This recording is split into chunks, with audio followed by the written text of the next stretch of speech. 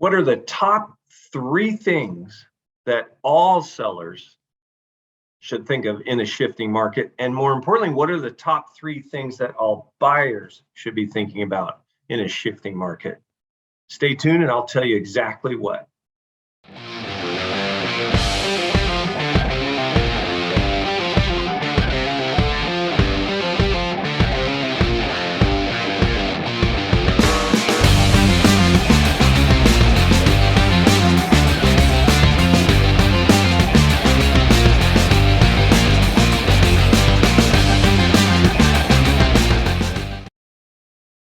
Hi, this is Ed Laine with eXp Realty, and today we're going to talk in our market update about the shifting market and what are the top 3 things that buyers and sellers should be looking out for when entering into the market like we have right now, which is dramatically different than the white hot market we've had of the last couple of years. But before I dive into that, click on the subscribe button or like or comment, and make sure you pound that little bell so you find out when my next videos are coming out. I've been doing more and more videos lately, and people are starting to really enjoy the content, and I want to give you what you need and what you want. Okay, so what are the top 3 things that a seller needs to consider when listing their home in a market like this? Well, number 1, don't overprice.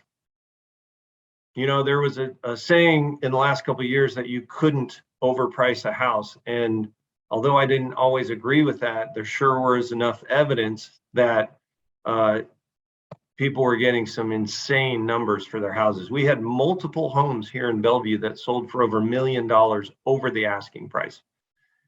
All that really means is you could be incompetent as a realtor and still get away with it, which brings me to number 2. Experience matters. In this market, I call it a professional's market.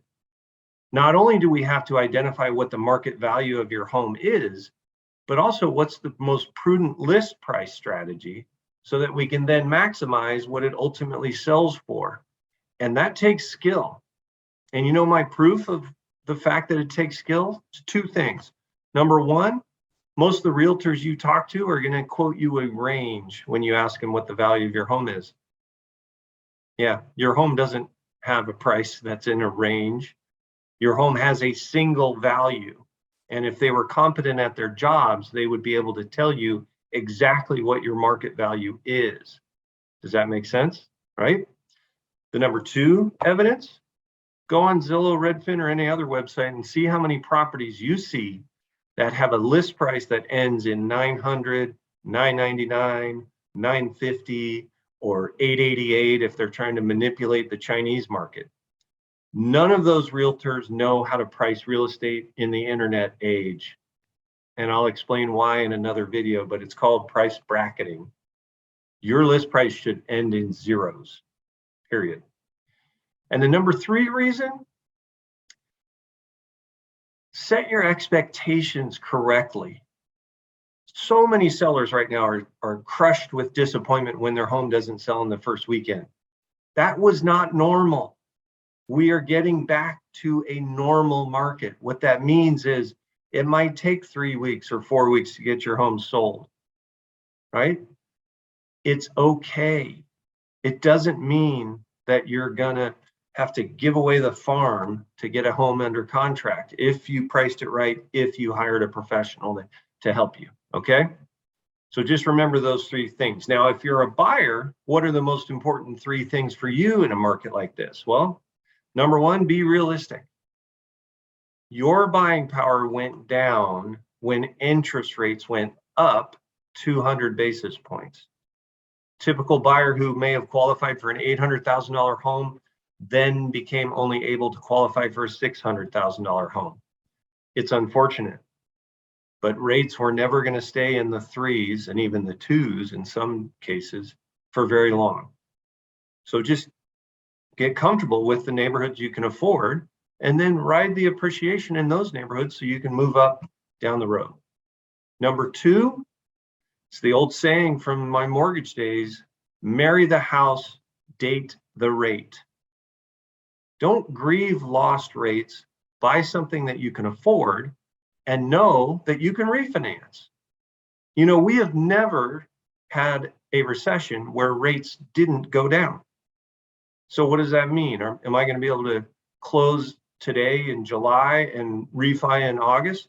No, the Fed's going to raise rates further. They have to in order to stem inflation.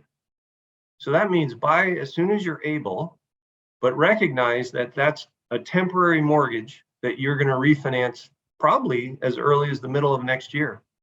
That would be my hope. And number 3, have your ducks in a row.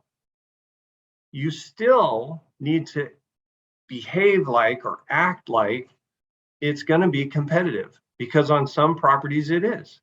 I had one we just closed last Friday. We came on the market after the shift. We still got multiple offers. It wasn't 20 though, it was 2. And we picked the stronger of the 2. So you should do the same thing, right? Eliminate as many contingencies as you're comfortable. Make sure you're in lockstep with your lender and they know that you can afford up to X, and then get out there and find it. The great news for you is there is more inventory coming on.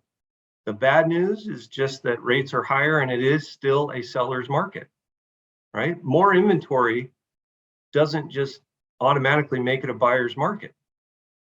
What it does do though is give you the opportunity to not have to compete with 25 other bidders. Make sense? All right, so that's your homework for today. Make a plan, get a partner, make it happen.